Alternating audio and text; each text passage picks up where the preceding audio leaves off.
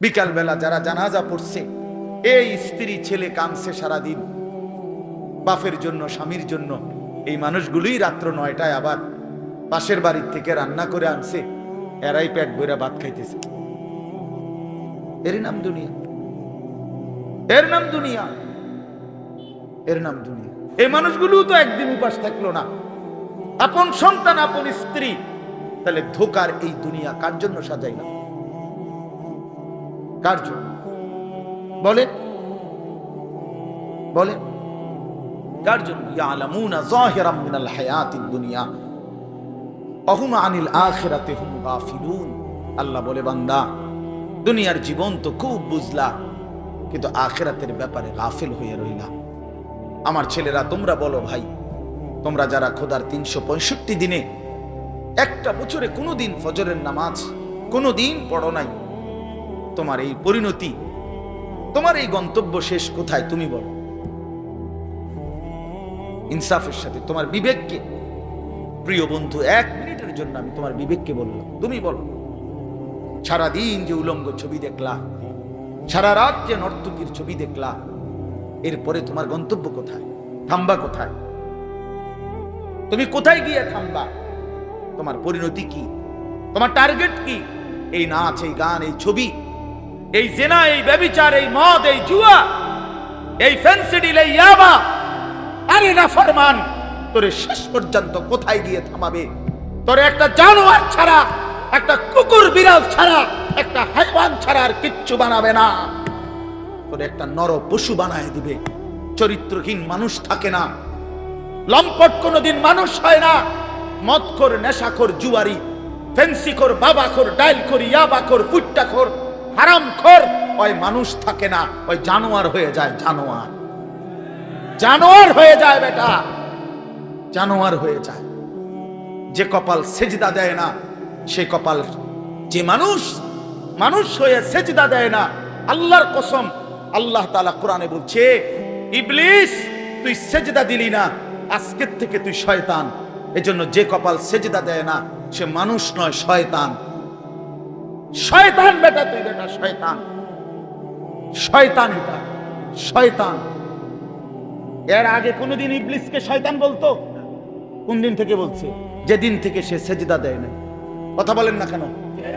ইবলিসের আগে কি শয়তান আছিল? সেজদা যেদিন দিল না, সেদিন থেকে মালিক বলল, আজকের থেকে তুই শয়তান। ইবলিস যেদিন সেজদা দিল না, সেদিন আল্লাহ বলল, ফখরুজ ফাইন্নাকা রাজিম, বের হ, আজকের থেকে তুই রাজিম, অভিশপ্ত, মালউন, অভিশপ্ত, রাজিম। আল্লাহ বলছে, ওয়া ইন্না আলাইকাল লানাতা ইলা ইয়াউমিদ্দিন। ইবলিস তুমি সেজদা দিলা না, মনে রেখো আজকের থেকে কিয়ামত দিবস পর্যন্ত তোর উপরে আমি আল্লাহর লানত। এজন্য বেনামাজি তোর উপরে আল্লাহর লানত, তোর উপরে আল্লাহর লানত, তোর উপরে খোদার গজব। আল্লাহর লানত যার উপরে, সে সুখ পায় না। ওই মালিকের সাথে গাদ্দারি করে সুখ মেলে না। খবর নিয়ে দেখো, তুমি না জানলে আমি জানি। জিন্দিগির আজ 21 বছরের এই ওয়াজের জীবনে কত শত মানুষ জীবনের কত দুঃখ বেদনা আমরা তো শুনি না? আমরা কাছে দোয়া চায় না? কোন হারামখোর, কোন সুদখোর, কোন ঘুষখোর, কোন বেপর্দা নারী, কোন বেহায়া নারী, কোন মদখোর জুয়ারি, কোন নারীর সাথে অবৈধ সম্পর্ক স্থাপনকারী পুরুষ কিংবা নারী, আল্লাহর কসম সুখে নাই। সুখ মিলে না, সুখ মিলে না। নোনা জলে তৃপ্তি হয় না।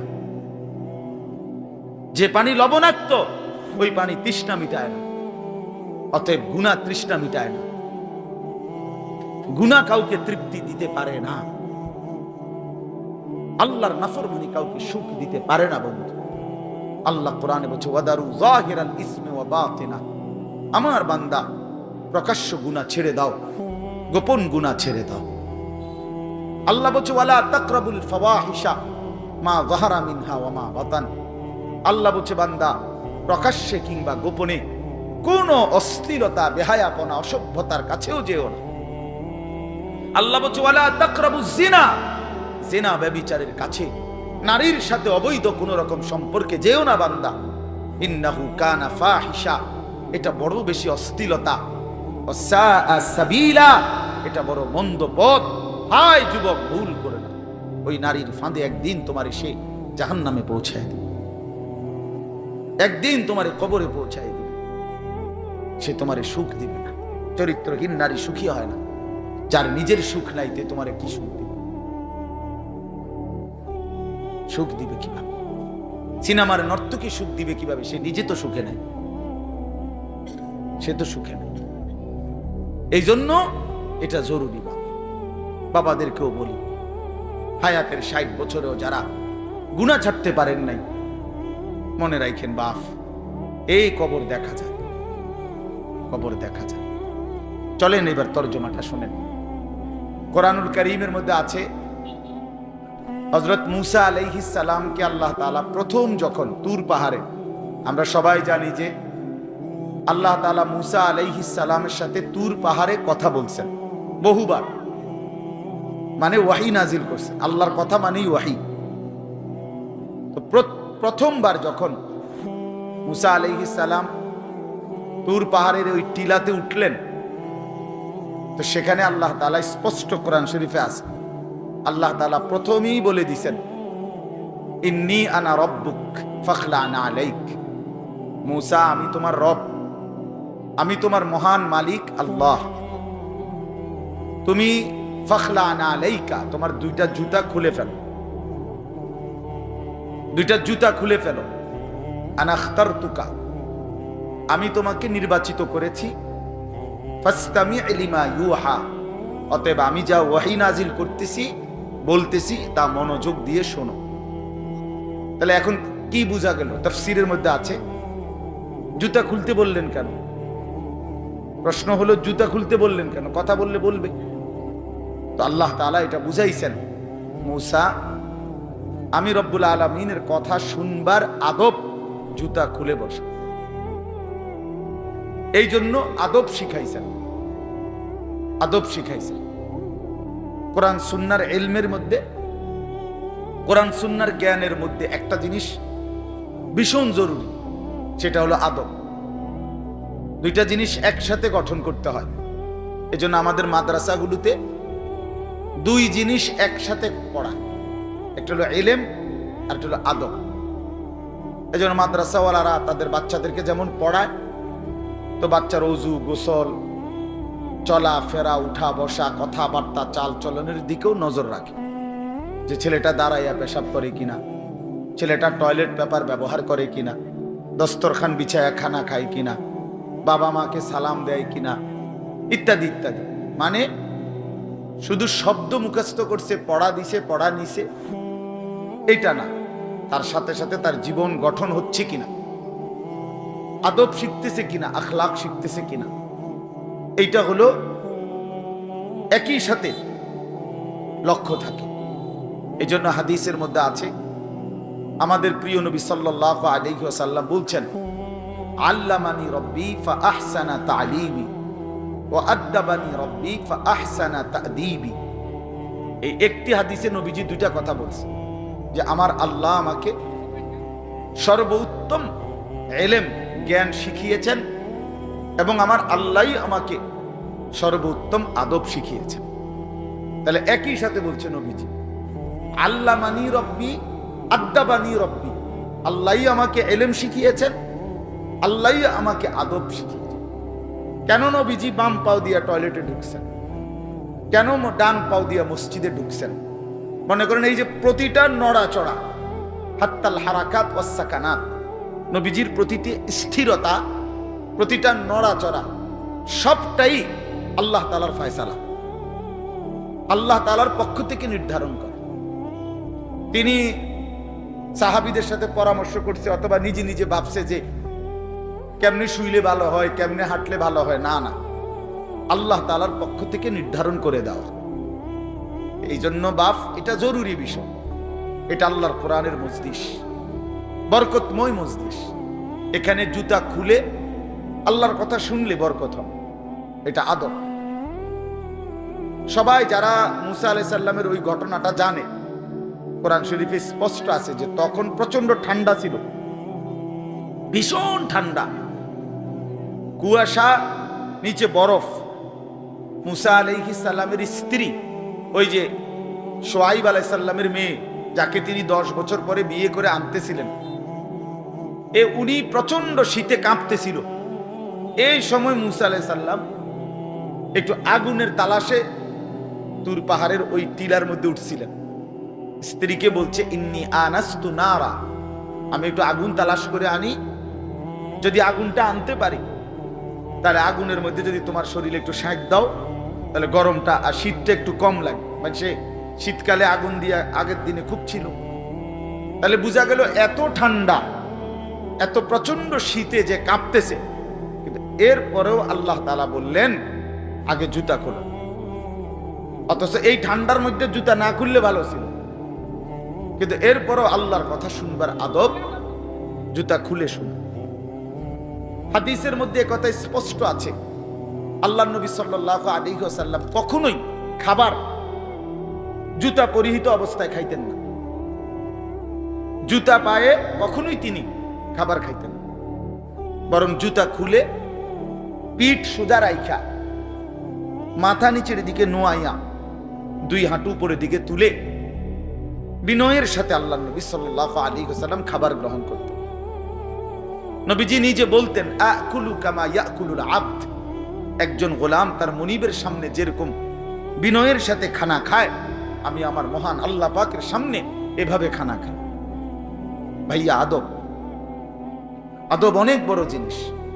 আল আদাবু খাইরুন কুল্লু, আদব পুরাটাই কল্যাণ। রাসূলুল্লাহ সাল্লাল্লাহু আলাইহি ওয়াসাল্লাম বলছেন, মা নাহালা ওয়ালিদুন ওয়ালাদাহু মিন নুহলিন মিন আদাবিন হাসান। তোমরা তো বাংলাটা বুঝলা না, জুতা যেহেতু খুলবা না ভাই, তো বাইরে চলে যাও।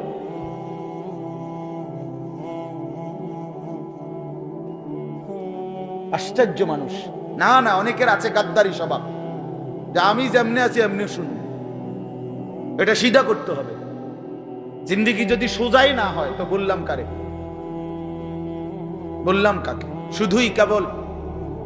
শুধুই কেবল ভাইয়া শুনলাম একজনের পরিচিতি আছে, একজনের জনপ্রিয়তা আছে, একজনের সুর আছে, একজনের টান আছে, একজনের জোরে গলার আওয়াজ আছে, তো এই কারণে জড়লাম। কি ফায়দা এতে ভাই? কথা বোঝেন নাই? আমারে মনে করেন 1 কোটি মানুষ চিনে, তো আপনার লাভ কি? আমারে 10 কোটি মানুষ চিনে, সারা পৃথিবী চিনে, তো আমারে চিনলে তোমার লাভ কি? তুমি কি বদলাইলা এটা না দেখার বিষয়। আমি আমার জন্য কি গ্রহণ করলাম, এখানে কার জনপ্রিয়তা আছে না নাই, এটা দিয়ে কে ঘাস কাটে? জনপ্রিয়তা দিয়া হয় কি? কিছুই না। পৃথিবীর জনপ্রিয় অজনপ্রিয় সব মানুষই ভাত খায়, তো আর জনপ্রিয়তার আলাদা ভ্যালু কি? ঘুম যায়, পেশাব পায়খানা করে, তো আর এনে কি আহামরি কি? এটা কিচ্ছু না, এটা ধোঁকা ছাড়া আর কিচ্ছু ধোঁকা। এই জন্য ভাই আমি আবারও অনুরোধ করছি, তোমরা কষ্ট পাইও না, প্যান্ডেলের ভিতরে দাঁড়াইও না। আমি অনুরোধ করলাম, কমপক্ষে প্যান্ডেলের ভিতরে ভাই মাহফিলের যেই যুব সমাজরা আয়োজন করছো ভাই, তোমাদের কাছে অনুরোধ আমার, তোমরা কয়েকজন কমপক্ষে স্বেচ্ছাসেবকের দায়িত্ব পালন করো। যারাই দাঁড়িয়ে আছে তাদেরকে বসতে বলো। এটা ভালো, আজকের জন্য না, সব সময়ের জন্য। হাদিসের মধ্যে আছে, হযরত জিবরাইল আলাইহিস সালাম নবীজি সাল্লাল্লাহু আলাইহি সাল্লামের কাছে, শুনতেছেন আপনারা? নবীজির কাছে যখন হযরত জিবরাইল মানুষের আকৃতিতে আসতেন, জিবরাইল আলাইহিস সালাম কখনো কখনো তার মূল আকৃতিতে অদৃশ্যভাবে ওহী নাজিল করতেন, কোরআন। আবার কখনো কখনো মানুষের সুরত ধরেও নবীজির সামনে আসতেন।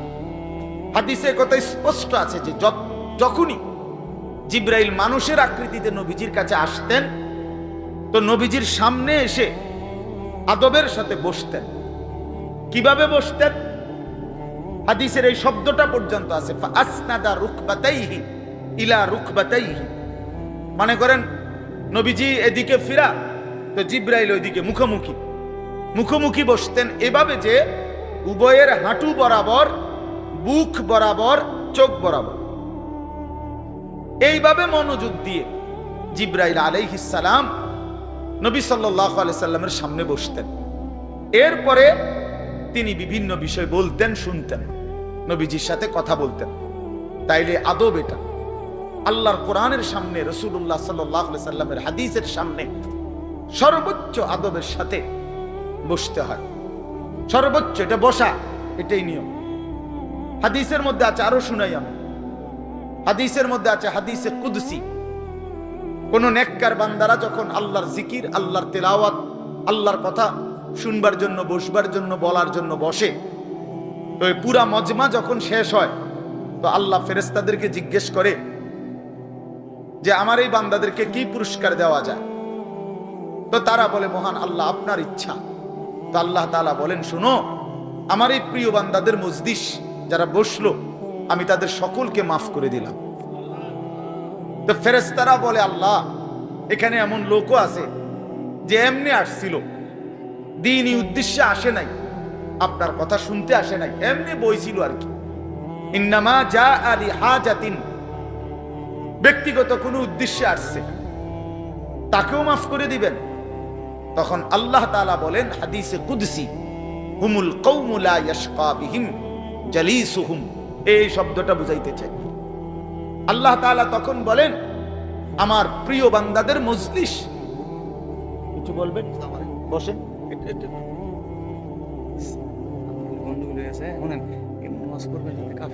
আপনার বলেন, বসেন না, বসেন, বসেন আপনি। তো এই জন্য হুমুল কওমু লা ইয়াশকা বিহিম জালিসুহুম, এমন কওম, যে কওম, আল্লাহ বলে আমার নেক বান্দাদের মজলিস এমন মজলিস যেখানে যেই বসছে আমি আল্লাহ কাউকে বঞ্চিত করি না, কাউকেই বঞ্চিত করব না, বরং ফেরেশতারা শোনো, আমি সকলকেই মাফ করে দিলাম। তাহলে এইখানে কথাটা কি, যে জালিসুহুম, আমার নেক বান্দাদের সাথে যারা বসছে আমি সকলকে মাফ করে দিলাম। তাহলে বোঝা গেল বসার গুরুত্বটা আলাদা। এই এতগুলো কথা বলার পরে আর আমার পক্ষে আর কিছু বলার নাই এই বিষয়ে।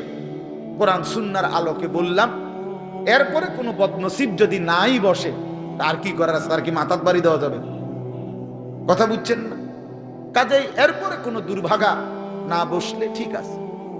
ইসরাফিলের ফু যেদিন দিবে সেদিনও বহু মানুষ গাফেল থাকে, হাদিসে আছে।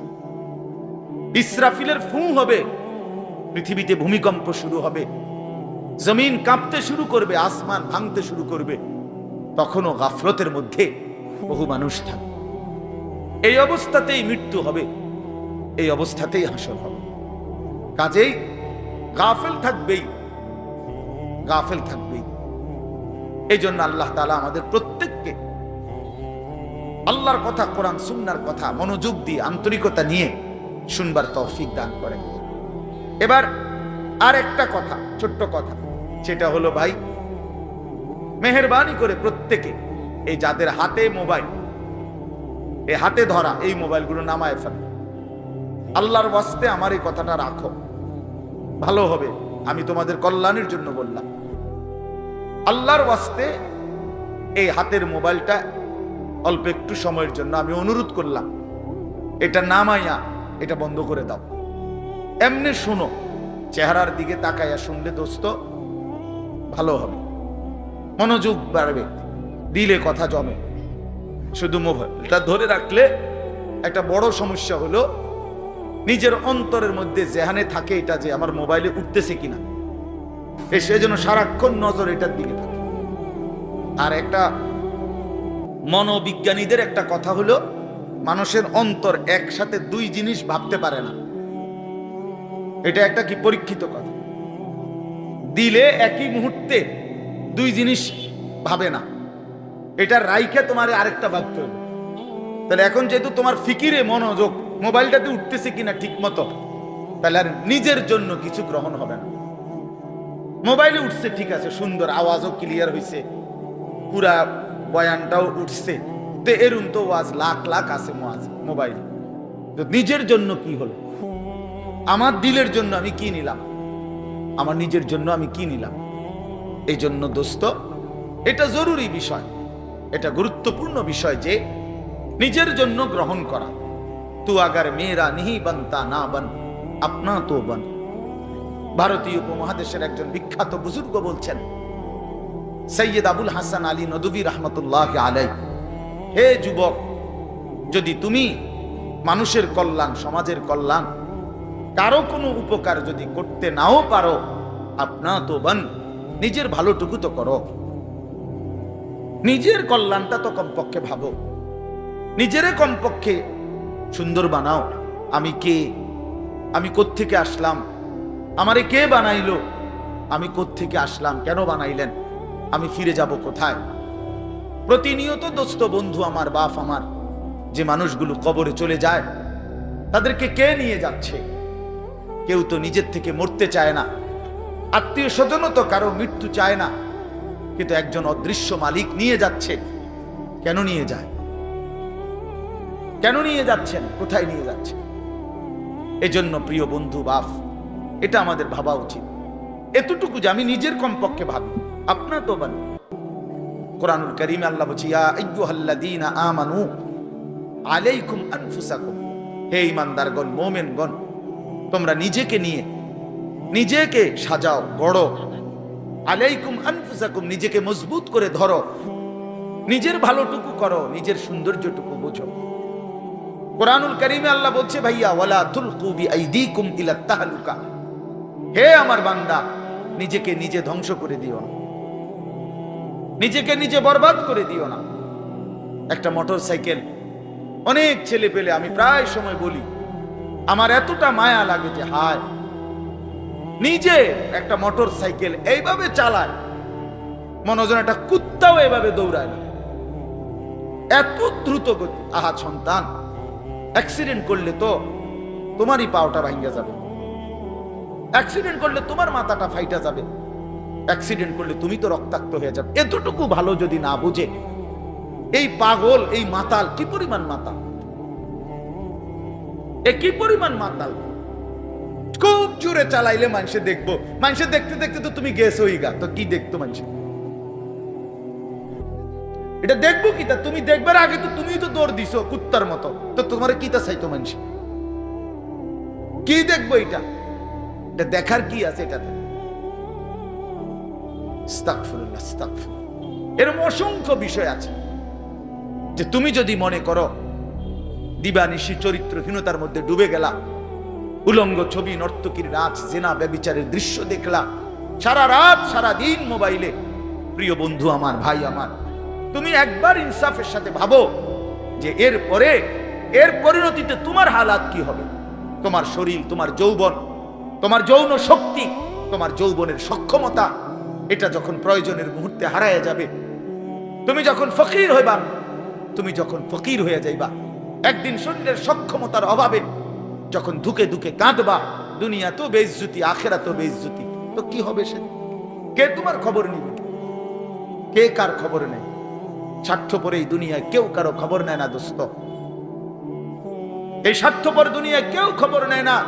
তুমি যেদিন মরে যাবা, আমি যেদিন মরে যাব, সেদিনও পৃথিবীতে সূর্য উঠবে, চাঁদ উঠবে, এই গাড়ি চলবে, সিএনজি চলবে, অটো চলবে, দোকানপাট খুলবে, ব্যস্ত মানুষ, সব বাজার ব্যবসা ঠিকই চলবে, সব দৌড়াচ্ছে, শুধু আমি নিস্তব্ধ, শুধু আমি থেমে গেলাম।